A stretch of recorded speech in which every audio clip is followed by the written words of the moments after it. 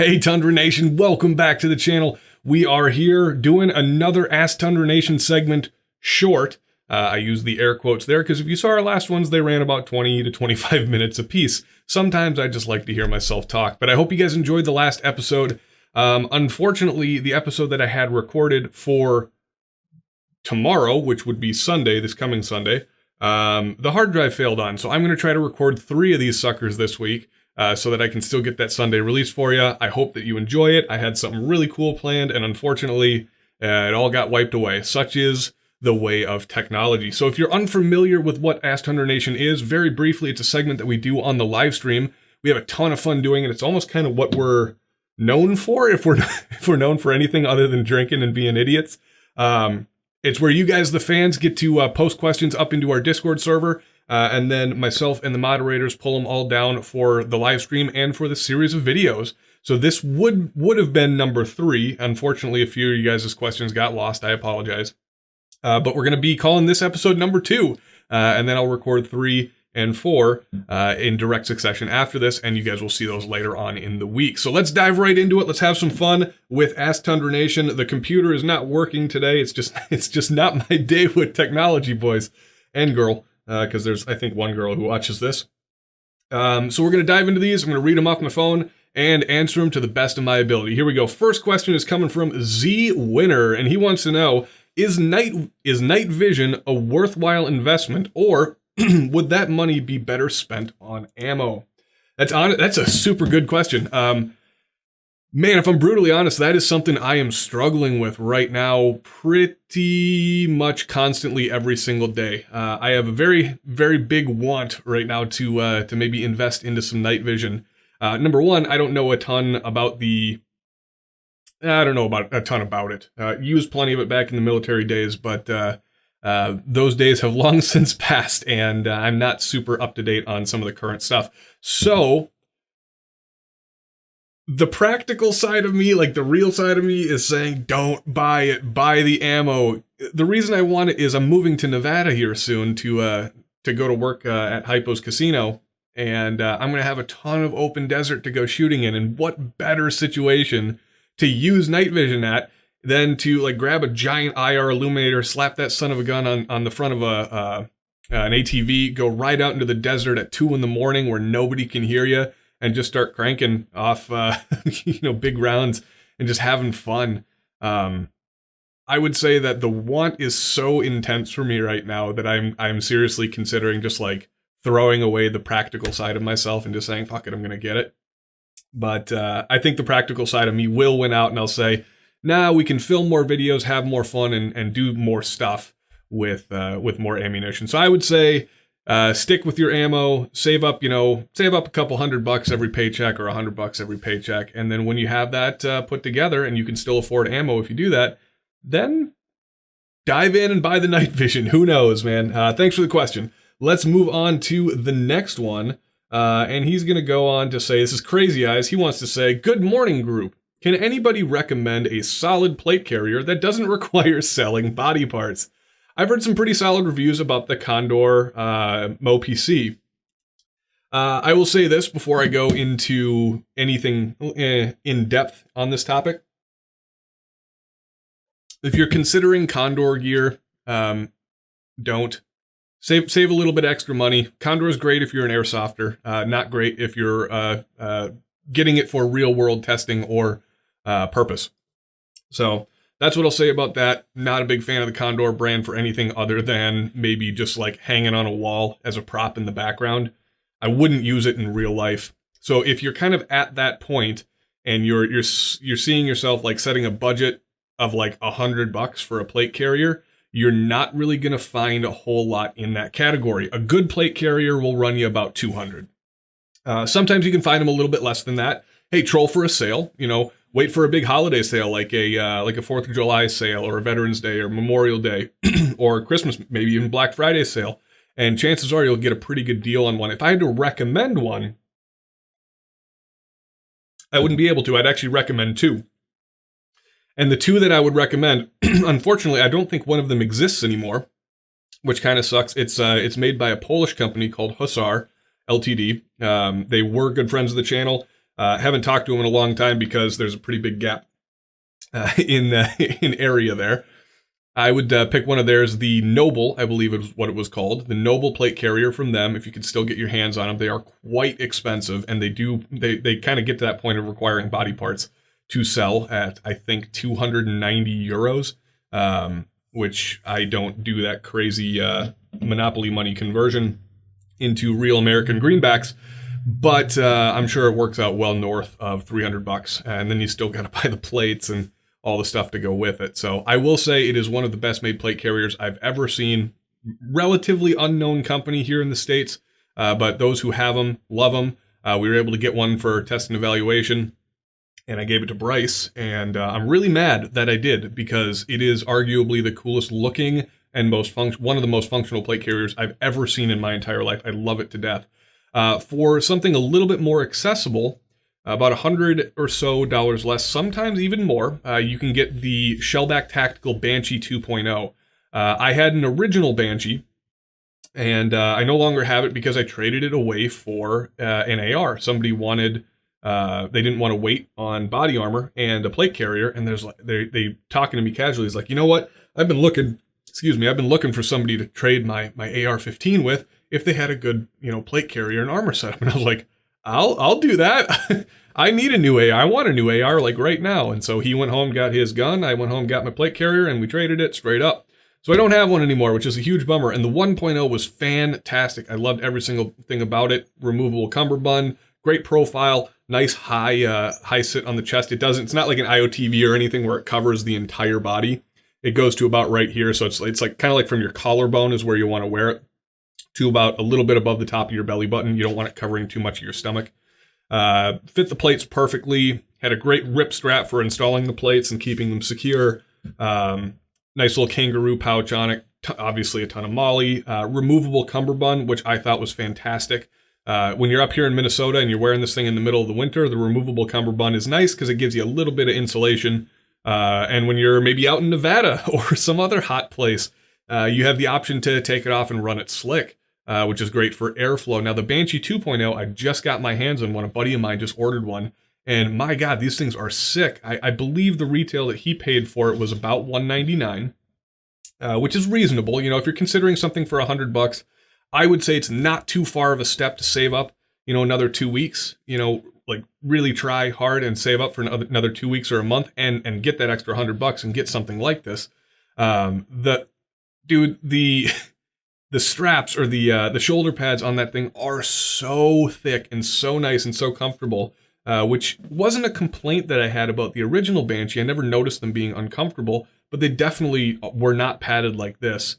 It has a little bit of standoff on the inside of the back plate, where the back plate sits against your back, so there is some airflow, which is a huge consideration for plate carriers. If you've ever worn one or any form of body armor, you know that it gets pretty hot, pretty sticky, and pretty sweaty. And if you have even the smallest amount of airflow, it's a huge comfort for the wearer. So those would be the two that I would suggest right off the bat.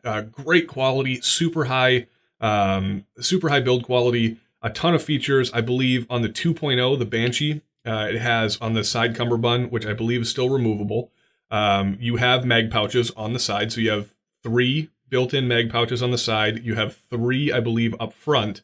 And you have another 3 built on the other side. So theoretically, I don't think you would even need to buy mag pouches. I could be wrong on that. I know it has a built-in admin pouch on the chest, and it still maintains its kangaroo map pouch.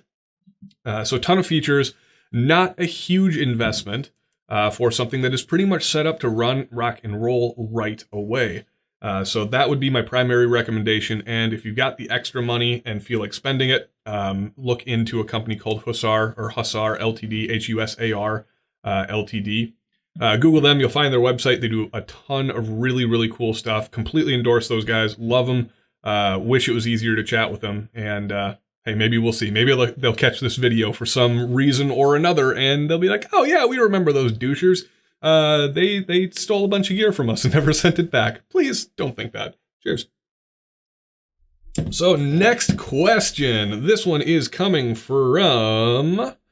this is coming from Pyro. Pyro Krensis wants to know, if you had to boog with one of the following guns, what would you use? the M1 carbine, a Mosin Nagant, a minigun with 200 pounds of ammunition and batteries to lug around, or a California-compliant AR in 458 SOCOM? I think this is about the easiest question I've ever had to answer. The M1 carbine, hands freaking down. We talk about, I talk jokingly about like the Boogaloo and all that stuff. We like to leave politics out of the channel, so we're not going to dive into like why. But I talk jokingly about the Boog a lot, or like a shit hits the fan type of scenario. I'm not one of those guys that's like prep heavy and gets super deep into it.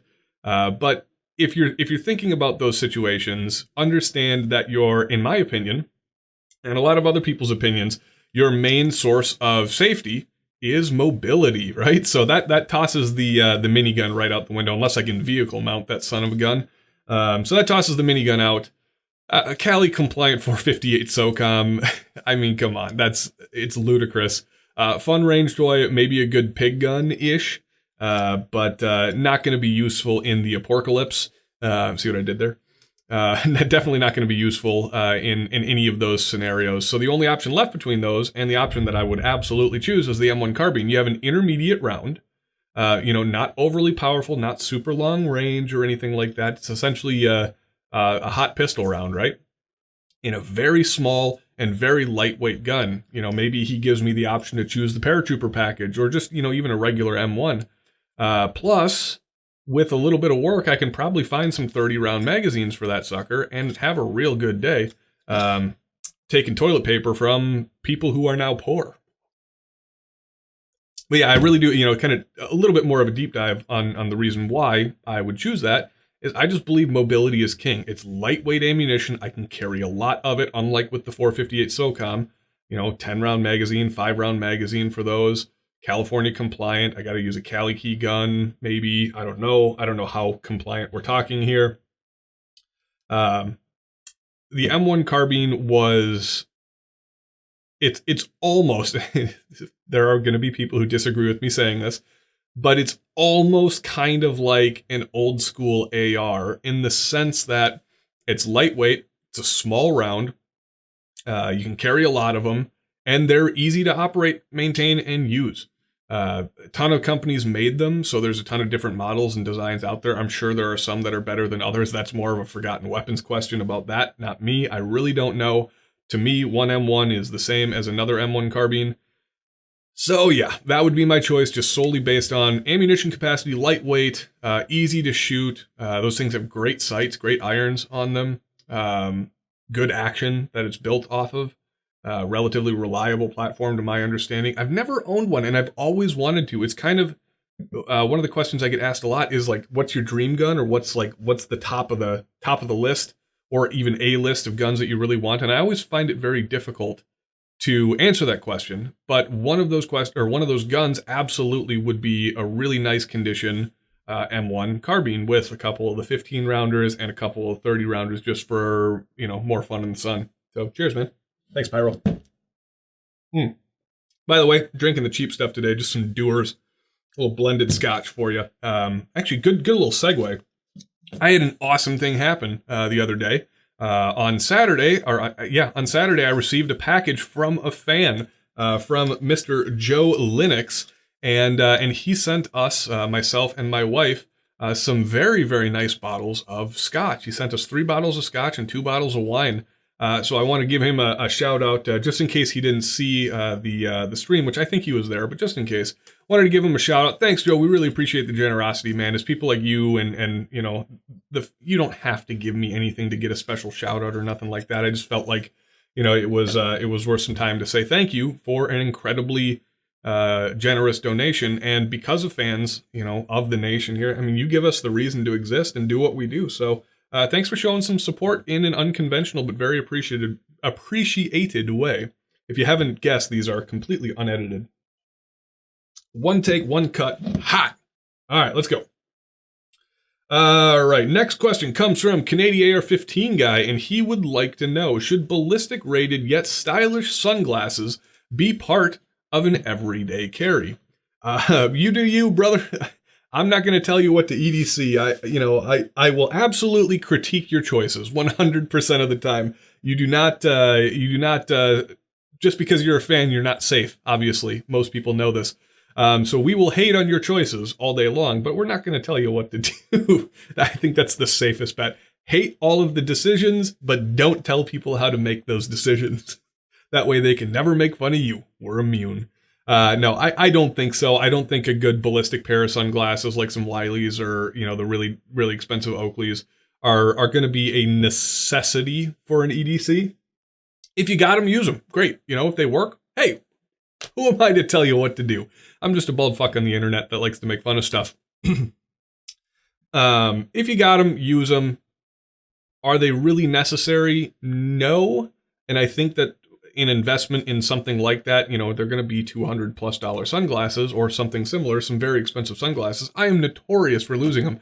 I buy gas station sunglasses for, $10 and they last me a while, then they break and I buy some more. However, with my shooting glasses, it's a different story. I keep them safe. I keep them secure with my ear pro and my ammo, just so I know where they're at and I don't lose them, which has also been a problem, especially shooting with a crew.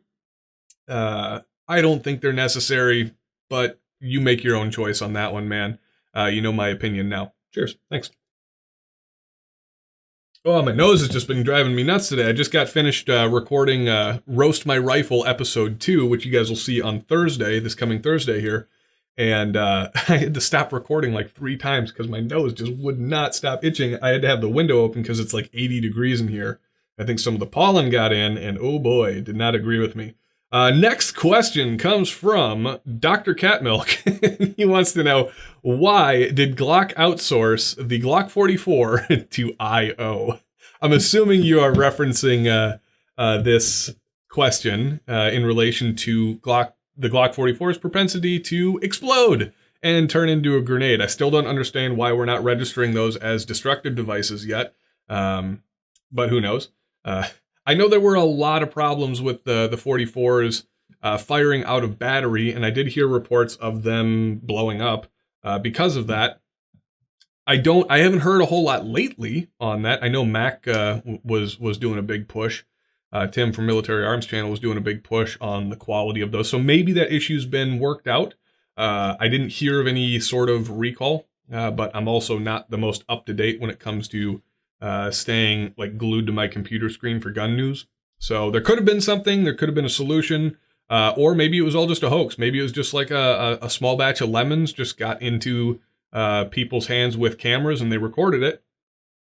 And it really isn't as big of an issue as we thought it was. I was laughing the whole time because Glock has just such a great reputation for doing the opposite of what their fans want them to do, right? Like for me and a lot of other people, I know that we want the 17 slide on the 19 frame.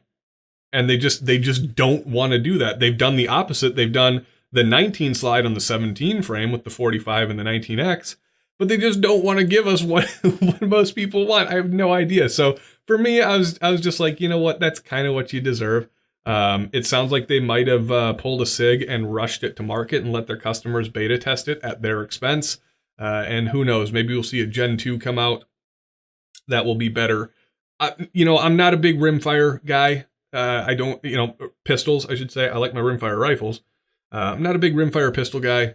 They are good for training. It's just not my shtick. It's not my thing I want to do. Maybe when Meg decides to get into shooting a little bit more, we'll go that route. But I don't know. I all I know is I was chuckling a little bit to myself. I'm thinking just that's what you get. So good question. Thank you. And let's move on. Cheers. Oh, that was almost the third time I spit whiskey into my eye. Oh man. I gotta watch myself when I'm doing these segments and I'm drinking and reading a question at the same time. This is coming from Dick Biscuit, and he wants to know, when will Tundra Talk get that sweet sponsorship from Raid Shadow Legends? Right after Brandon Herrera does his poor interpretation of some of the best YouTubers out there trying to sell that damn game. So good job, Brandon. You got some work to do. Thanks for the shot in the last video. Here's my shot back at you in this video. Cheers, buddy. You know I love you. It was really funny to watch, though. If you haven't seen Brandon's latest gun meme review, I think it's the latest gun meme review. Number one, he kind of takes a shot at me. A nice shot, but a shot nonetheless. And that just... He knows it. He's just, like, he goes into the intro of the video just saying, essentially, I'm sorry for what I've done, but I need the money. I need to fund that AK-50. How's that coming, by the way, bud? All right, next question comes from Carnage, and he wants to know, to rip off something Operator Tony said once, when you move to Nevada, will it still be appropriate to call us the Tundra Nation, or something more sandy? Well, great question. The official answer to this is yes, it is going to be absolutely appropriate to still call you guys the Tundra Nation. We are not changing our name. We're not rebranding the channel. We're not doing anything different because I think it is important to recognize, remember, and respect where that was kind of like one of those buzzword things. Recognize, remember, and respect where you came from. Our roots are here in the tundra. I am a Minnesotan, born and bred, pretty much. Well, not born, I guess, but bred at heart. Grew up here. And just moving to Nevada, I've been all over the world, but I've always considered myself a Minnesotan. So we're going to keep the name in honor of the nation. That, and it's a giant pain in the ass to rebuild a brand when you've built up, SEO and this goodwill from Google and YouTube based on previous searches, and then you change the name and maybe all of that goes away. Holy crap, that'd be terrifying. All right, so next question. We had to do a quick edit there because the camera died and had to start it back up again. So here we go. Next question comes from, I don't know who their name is actually on this one, but it says, for Tyler, what's your favorite Trailer Park Boys Rickyism? So I think what we'll do is I'll do a bit of a cutaway over here, or we'll just overlay it on the screen, and then I'll talk about it afterwards. So here you go. What, do you own space? No, NASA does. NASA? Rocket people, perhaps you've heard of them? It's NASA. Who the fuck called you guys? Get the fuck off this roof! So there are a ton of Rickyisms. First of all, if you're unfamiliar with what Trailer Park Boys is, what happened, where have you been? It's a fantastic show, and you're in for a lot of entertainment, a lot of great characters, a lot of good comedy, a lot of great memes involved in that. And Rickyisms, they're essentially these things where he mispronunciates idioms, phrases, things like that are common. And I think my favorite one was the whole NASA one where he's arguing, I think with like the power guy or something like that, or like the antenna guy. It's like, haven't you heard of NASA? It's super funny. Love it to death. There's a ton of great YouTube videos just with a compilation and cut of all the Rickyisms where he says it's not rocket appliances and things like that. So those are always really, really fun to watch. Good question, buddy. Thanks for asking. I always love answering questions about myself or the channel outside of just guns. This is coming from Lag Demon, and he wants to know, I like how everyone looks at the PX4, or excuse me, he says, I like how everyone hates the look of the PX4, but if you took off the decocker safety, it looks like an FN 509. I very much disagree with that. Let me see if I read that right. If you took off the decocker safety, it looks like a 509. Maybe I'll have to look a little bit closer because I don't have one, picture of one sitting in front of me. But I very much disagree with the fact that it looks like a 509. The 509 is a supremely good-looking gun. The PX4, especially the compact versions, are literally abominations and should be struck from memory and the face of the earth and existence. I'm sorry, Beretta. I know, allegedly oldest weapon manufacturer in the world. Good for you. You screwed the pooch on that one. Go back to what you know with the M9s and that series, because the APX wasn't great either, in my opinion. Decent, not great, decent. I'm not going to hate on it. And the PX4 was just an abomination. I really don't think it looks like a 509, and the 509 is great. Maybe I'm a little biased. Could be a little biased. Who knows? What do you think? Who knows? All right. I think this will be the last question for this section of the video. He wants to know, Pookie Doodle wants to know, what do you think is the importance of a good belt for the extra weight of an everyday carry, i.e. a heavy-duty leather style belt, nylon, plastic core, steel core, steel core? Shit, they're really stepping it up these days. So for me, a good carry belt or a good EDC belt really requires one main thing. For the belt, there's kind of two parts that you need to have a good EDC setup in terms of your clothing, or at least in terms of like your pants and your belt. Number one, related to the belt, it needs to be a fairly wide belt. You can have the best material in the world, I think, and if it's a thin belt, it's going to be a little wobbly and weak, especially when you're wearing it. If you're wearing it with like more tactical clothing, like a 511, or something a little bit less obviously tactical, but still kind of built around an EDC, you're going to have those big, thick belt loops. And if you have a thin belt, it's not really going to work out too well with those big, thick belt loops. So having a nice, thick, well-made belt, for me, it's usually nylon or, Cordura or some type of synthetic fabric like that that's very dense. That's where I would go. I'm not the type of guy that's going to go out and buy that dedicated, like high dollar, ultra high dollar EDC belt. I'm not saying that you shouldn't, and I'm not saying that they're not great. I'm sure that they are. It's just, that's not my shtick. It's not my thing. The 511 style black 2-inch EDC belts even, are fantastic. I hope you can hear Lexi in the background. She's sitting, looking at me like, when are you gonna play with me? Lexi, you wanna come on the video? Come here. Come on, let's come on the video. Yeah, good puppy. I don't know if you can see her or not, but here she is. So yeah, with those EDC belts, that's what I would say. Go with something a little bit thicker that works with the belt loops that you have, and run it from there. And the other thing with the belt, or the pants even, is have a lot of belt loops. When you have a big wide gap, that's where you get some of that sag in your holster from. So have a lot of belt loops and run a good thick belt. And I think that is where we're going to end it today, guys. Thanks for tuning in to the second, technically third, but second episode of Ask Tundra Nation. If you feel like participating in these, I would encourage you to join our Discord via the link in the description below. Make sure to support the channel by liking and subscribing. Don't forget to hit that notification bell. We've been getting a lot of reports that people aren't getting notified of our videos, and I think the reason for that is obvious. Lexi wants her belly rubs. YouTube does not like gun channels, so make sure you're doing everything that you can to get those notifications, and I'm sure that you will. Join the Discord, click the sub button, like the video, share it around, and have a wonderful day. We'll see you in the next one, Tundra Nation. Cheers.